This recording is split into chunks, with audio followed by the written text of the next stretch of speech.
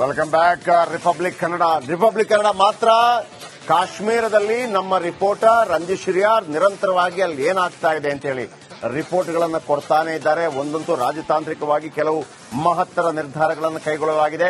ಸೇನಾ ಆಕ್ಷನ್ಗಾಗಿ ಸರ್ವಪಕ್ಷಗಳು ಒಂದು ಸಮ್ಮತಿಯನ್ನು ಕೊಡಬೇಕಾಗತ್ತೆ. ಅದೊಂದು ಪ್ರೋಟೋಕಾಲ್. ನಿನ್ನೆ ಆ ಮೀಟಿಂಗ್ ಕೂಡ ಆಯಿತು. ಎಲ್ಲರ ನಿರೀಕ್ಷೆಯಂತೆ ಎಲ್ಲ ವಿರೋಧ ಪಕ್ಷಗಳು ಆಡಳಿತ ಪಕ್ಷಗಳ ಜೊತೆ ಕೈ ಜೋಡಿಸಿ ನೋಡಿ, ಇದು ದೇಶದ ಆಂತರಿಕ ಭದ್ರತೆ ವಿಚಾರ, ಅಖಂಡತೆಯ ವಿಚಾರ. ನೀವು ಭಯೋತ್ಪಾದಕರ ವಿರುದ್ಧ ಏನು ಕ್ರಮ ಕೈಗೊಳ್ತೀರೋ ಅದಕ್ಕೆ ನಾವು ಸಿದ್ಧರಿದ್ದೀವಿ ಅನ್ನುವಂತ ಒಂದು ಹೇಳಿಕೆ ಬಂದಿದೆ. ಸೊ ಹಾಗಾಗಿ ನರೇಂದ್ರ ಮೋದಿ ಫ್ರೀ, ಯಾರ ಬಗ್ಗೆ ತಲೆ ಕೆಡಿಸುವಂತ ಅಗತ್ಯ ಇಲ್ಲ. ಆಮೇಲೆ ನಾವುಗಳು ಕೂಡ 140 ಕೋಟಿ ಜನ ಕೂಡ ಈಗ ಭಾರತ ಜೊತೆ ನಿಲ್ಲಬೇಕು. ಅದರ ನಡುವೆ ಕೆಲವೆಲ್ಲ ಕಾಂಜಿ ಪಿಂಜಿಗಳು ಕೈಯಂಪಿ ಅಂತ ಇರ್ತವೆ. ಅದಕ್ಕೆ ಏನು ಮಾಡಕ್ಕಾಗಲ್ಲ. ಉಗ್ರರ ದಾಳಿ ವಿರೋಧಿಸಿದ ಶ್ರೀನಗರ ಜನ ಲಾಲ್ ಚೌಕ್ನಲ್ಲಿ ಸಾಂಕೇತಿಕವಾಗಿ ಕಪ್ಪು ಪಟ್ಟಿ ಧರಿಸಿ ಪ್ರತಿಭಟನೆ.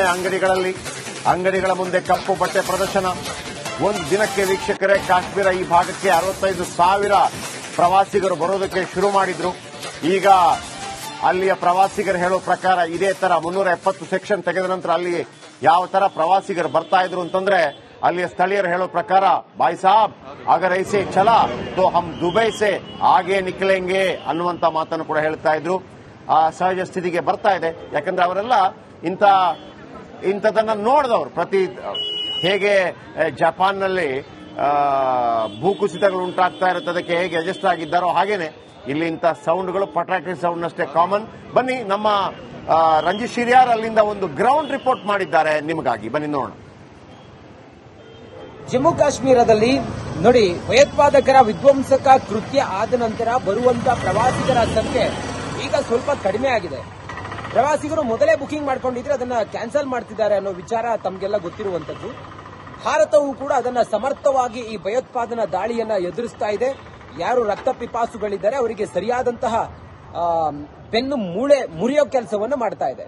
ಇದರ ನಡುವೆ ನೋಡಿ, ಲಾಲ್ ಚೌಕ್ನಲ್ಲಿ ನಾವು ಶ್ರೀನಗರದ, ಅದರಲ್ಲೂ ಕೂಡ ಕಾಶ್ಮೀರದ ಹಾರ್ಟ್ ಆಫ್ ಸಿಟಿ ಶ್ರೀನಗರ, ಅದರಲ್ಲಿ ಲಾಲ್ ಚೌಕ್ ಮಾರ್ಕೆಟ್ ಇದೆಯಲ್ಲ, ದೊಡ್ಡ ಮಾರ್ಕೆಟ್ ಇದು.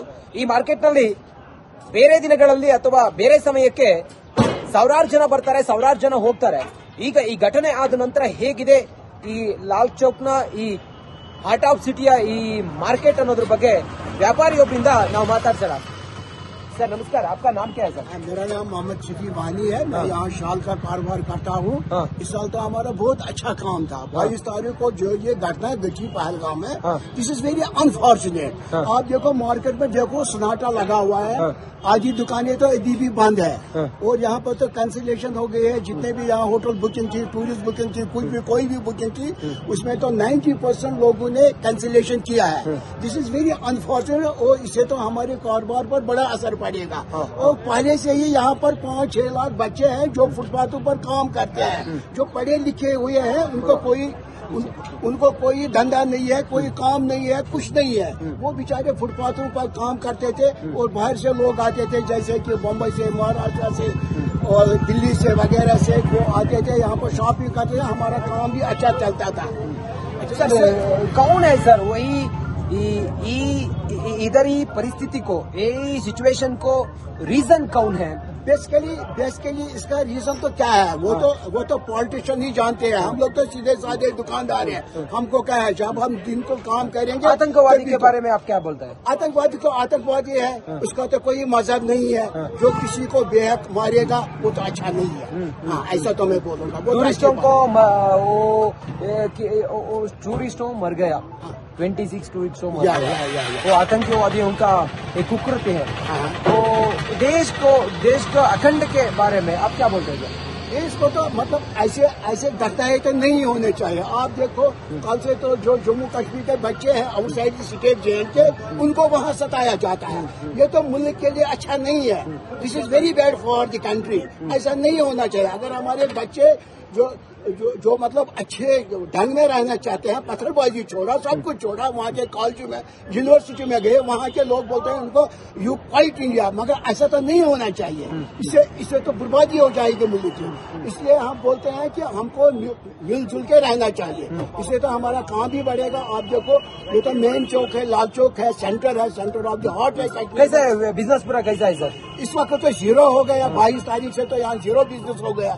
यहाँ तो कोई कोई धंधा इस वक्त तो है नहीं। आप देखो हमारे ये चोले वाले हैं, ये बेचारे हैं, सब बैठे हैं, ऑटो वाले बैठे हुए थे। यहाँ तो टूरिस्ट का हब इस साल लगा हुआ था, हमारा काम भी अच्छा चलता था। ओ आर्मी को, ओ गवर्नमेंट को, ओ देश सरकार को कोई निर्धार चेतावनी मैं देना चाहता हूँ। एक निर्धार करता है तो वो पूरा सपोर्ट करता है आप लोग। मैं आर्मी को एक चेतावनी देना चाहता हूँ कि उनको क्यों चुक हो गया इतना, ऐसा क्यों हो गया। वो गन लेके कैसे गए पहलगाम के ऊपर, वहाँ पर जब हजारों लोग जाते हैं, टूरिस्ट जाते हैं, उनको क्यों चुक हो गया। वहाँ पर ये लीकेज क्यों है सिक्योरिटी में, उनको भी इस चीज का देखना चाहिए।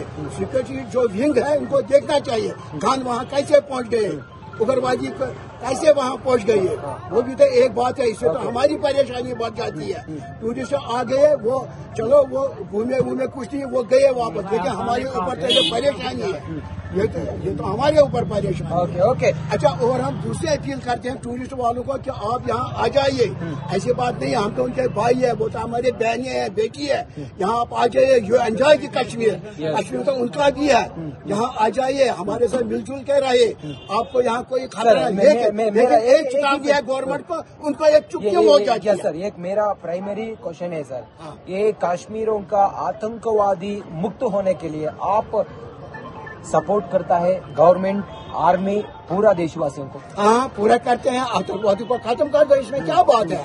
आतंकवादी का कई बार इधर में है, आप पाकिस्तान का कई बार इधर ही अटैक में है, आप क्या बोलता है उसको? किसको? जो पाकिस्तान का कई बार है इधर। हाँ, वो सब तो हम नहीं जाए, वो सब तो राजनीति है। हमको क्या, हम तो न्याय के लोग हैं। हमको वो क्या मालूम है ये राजनीति क्या है, ये पहलगाम में क्यों हो गया, हमको कैसे मालूम है। ये सब तो राजनीति का मसला है, वो वही उसका जवाब दे सकते हैं। Answer this question. Done sir, हम भारत लोग हैं, आप एक ही हो, आप पूरा एक ही हो। भारत माता की जय। ओके जी। और दूसरी बात है, यहाँ पर आप देखो कितने ये बेकार है, बेरोजगार लड़के हैं यहाँ पर, उनका तो ये काम धंधा चलता था। इसलिए हम बोलता है जय हिंद, जय कश्मीर। जय कश्मीर, जय भारत। ओके, नमस्कार। ओके, जय कश्मीर। ಕಾಶ್ಮೀರ್ ಇದು ನೋಡಿ ಕಾಶ್ಮೀರಿಗರ ಮಾತಾಗಿದೆ. ಕಾಶ್ಮೀರದಿಂದ Ranjit ಶುರಿಯಾರ್, republic Kannada.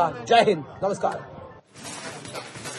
Okay Ranjit, okay, ಅದು आप पूरा एक ही नहीं, हम पूरा एक है, ನಾವೆಲ್ಲರೂ ಒಂದೇ ಅಂತ. ಓಕೆ, ಇದೀಗ ಬಹಳ ಮುಖ್ಯವಾಗಿ ಶಂಕಿತ ಉಗ್ರರ ಮನೆಗಳ ಟಾರ್ಗೆಟ್ ಮಾಡಿದ ಭದ್ರತಾ ಪಡೆಗಳು ಉಗ್ರರ ಜೊತೆ ನಂಟು ಹೊಂದಿರುವವರೆಗೂ ತಟ್ಟಿದ ಬಿಸಿ ದಕ್ಷಿಣ ಕಾಶ್ಮೀರದಲ್ಲಿ ವ್ಯಾಪಕವಾಗಿ ನಡೆಯುತ್ತಾ ಇದೆ ಶೋಧ. ಜಮ್ಮು ಕಾಶ್ಮೀರ ಪೊಲೀಸ್, ಪ್ಯಾರಾಮಿಲಿಟರಿ ಪಡೆಗಳು ಸೇರಿದಂತೆ ವಿವಿಧ ಸಶಸ್ತ್ರ ಪಡೆಗಳಿಂದ ಭಾರೀ ಕಾರ್ಯಾಚರಣೆ. ಸಕ್ರಿಯ ಉಗ್ರರನ್ನ ಹುಡುಕಿ ಹುಟ್ಟಡಗಿಸುವುದೇ ಗುರಿಯಾಗಿದೆ. ಅವರ ಮೂಲ ಸೌಕರ್ಯಗಳನ್ನು ಧ್ವಂಸ ಮಾಡುವ ಕಾರ್ಯ ಆರಂಭವಾಗಿದೆ. ಶಂಕಿತರ ಮನೆಗಳಿಂದ ಡಿಜಿಟಲ್ ಸಲಕರಣೆಗಳ ಜಪ್ತಿ ಆಗ್ತಾ ಇದೆ. ಶೋಪಿಯಾನ್ ಜಿಲ್ಲೆಯಲ್ಲಿ ಭಾರೀ ಶೋಧ ಕಾರ್ಯ. ಚುನ್ ಚುನ್ಕೆ ಮಾರೆಂಗೆ, ಚುನ್ಕೆ ಹುಡುಕಿ ಕೊಲ್ತೀವಿ, ಮಿಟ್ಟಿನೇ ಮಿಲಾದೆಂಗೆ, ಮಣ್ಣು ಮುಕ್ಕಿಸ್ತೇವೆ. ನರೇಂದ್ರ ಮೋದಿ ಅವರೇ, ಈ ಬಾರಿ ಮನ್ ಕಿ ಬಾತ್ ಬೇಡ, ಗನ್ ಕಿ ಬಾತ್ ಸಾಕು. ಇದು ಇಡೀ ದೇಶದ ಜನರ ಒಕ್ಕೊರಲ ಆಗ್ರಹ. ಈ ಬಾರಿ ಮನ್ ಕಿ ಬಾತ್ ಬದಲಾಗಿ ಗನ್ ಕಿ ಬಾತ್ ಮಾತಾಡಿ.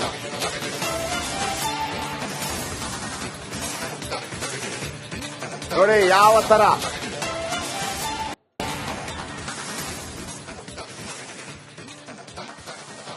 ಈ ಕ್ಷಣದ ದೃಶ್ಯಾವಳಿಗಳು ನಿಮ್ಮ ಮುಂದೆ.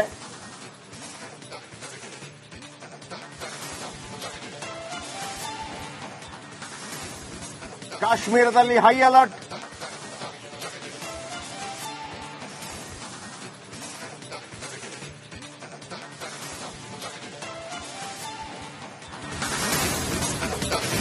ಘನಘೋರ ಉಗ್ರರ ದಾಳಿ ನಡೆದು 4 ದಿನವಾಯಿತು. ಭಯೋತ್ಪಾದಕ ಕೃತ್ಯಕ್ಕೆ ಜಮ್ಮು ಜನರ ಹಿಡಿಶಾಪ. ಜಮ್ಮು ಕಾಶ್ಮೀರದ ವರ್ತಕರು ಏನು ಹೇಳ್ತಾ ಇದ್ದಾರೆ? ಕೇವಲ ಪ್ರವಾಸೋದ್ಯಮದಿಂದಲೇ ಬದುಕುವಂತ ಜಮ್ಮು ಮತ್ತು ಕಾಶ್ಮೀರ, ಅದಕ್ಕೆ ಕೊಳ್ಳಿ ಇಟ್ಟಿದ್ದಾರೆ ಉಗ್ರರು. ನನ್ನ ಕಲೀಗ್ ರಂಜಿತ್ ಶಿರಿಯಾರ್ ಮತ್ತೊಮ್ಮೆ ಈ ವರ್ತಕರ ಹೇಳಿಕೆಗಳ ಬಗೆಗಿನ ಒಂದು ಸಚಿತ್ರ ವರದಿಯನ್ನು ನಿಮ್ಮ ಮುಂದೆ ಇಡ್ತಾ ಇದ್ದಾರೆ.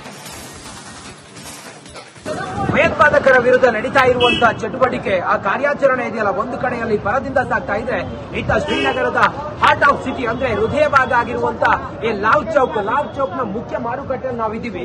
ಜನರ ಸಂದಣಿ ಹೇಗಿದೆ ಅನ್ನೋದನ್ನ ತಾವು ಗಮನಿಸ್ತಾ ಇದ್ದೀವಿ. ವೆಹಿಕಲ್ಗಳ ಮೂವ್ಮೆಂಟ್ ಮತ್ತೆ ಜನ ಬರೋದು ಹೋಗೋದು, ಟೂರಿಸ್ಟ್ಗಳು ಅವರು ಇಲ್ಲೂ ವ್ಯಾಪಾರ ವಹಿವಾಟು ಎಲ್ಲವೂ ಕೂಡ ಭರ್ಜರಿಯಾಗಿ ನಡೀತಾ ಇದೆ. ಶ್ರೀನಗರದ ಹಾರ್ಟ್ ಆಫ್ ಸಿಟಿ ಹೃದಯ ಭಾಗ ಆಗಿರುವಂತ ಲಾಲ್ ಚೌಕ್ ನ ಈ ಒಂದು ಸ್ಥಳದಲ್ಲಿದ್ದೀವಿ. ನೋಡಿ, ಜನ ಯಾವುದೇ ಭಯ ಇಲ್ಲದೆ ಹೊರಗಡೆ ಬಂದು ಇಲ್ಲಿ ಮಾರ್ಕೆಟ್ ನಲ್ಲಿ ಎಲ್ಲ ಗಿಜಿಗುಡ್ತಾ ಇರುವಂತಹ ಜನ ಸೌಂದರ್ಯನ ಗಮನಿಸ್ತಾ ಇದ್ರಿ. ಒಂದು ಕಡೆಯಲ್ಲಿ ಜನ ಬರ್ತಾ ಇರೋದನ್ನು ಕೂಡ ಗಮನಿಸ್ತಾ ಇದ್ರಿ. ಆ ಕಡೆ ಎಲ್ಲ ಜನ ಈ ಕಡೆಗೆ ಬರ್ತಾ ಇರೋದು, ಈ ಸೇತುವೆ ಮೇಲೆ ಬರ್ತಾ ಇರೋದನ್ನೆಲ್ಲವನ್ನು ಕೂಡ ಗಮನಿಸ್ತಾ ಇದ್ರಿ.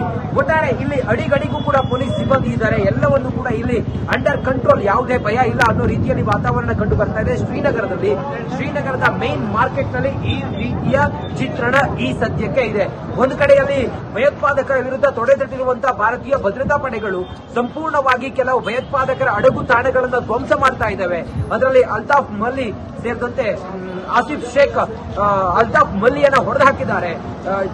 ಈ ಲಷ್ಕರ್ ಎ ತೊಯ್ಬಾ ಸಂಘಟನೆಯ ಮುಖ್ಯಸ್ಥ ಅಲ್ತಾಫ್ ಮಲ್ಲಿಯನ್ನ ಹೊಡೆದು ಹಾಕಿದ್ರೆ, ಆಸಿಫ್ ಶೇಖ್ ಮತ್ತೆ ಇನ್ನೋರ್ವ ಭಯೋತ್ಪಾದಕನ ಮನೆಯನ್ನ ಸಂಪೂರ್ಣವಾಗಿ ಧ್ವಂಸ ಮಾಡಿದ್ದಾರೆ ಭಾರತದ ಭದ್ರತಾ ಪಡೆಗಳು. ಅದೆಲ್ಲದರ ಹೊರತಾಗಿ ಕಾರ್ಯಾಚರಣೆ ಚಿತ್ರಗತಿಯಲ್ಲಿ ಸಾಗ್ತಾ ಇದೆ. ಎಲ್ಲೆಲ್ಲಿ ಭಯೋತ್ಪಾದಕರ ಅಡಗು ತಾಣಗಳಿದ್ದಾವೆ ಅದೆಲ್ಲವನ್ನು ಕೂಡ ಹುಡುಕಿ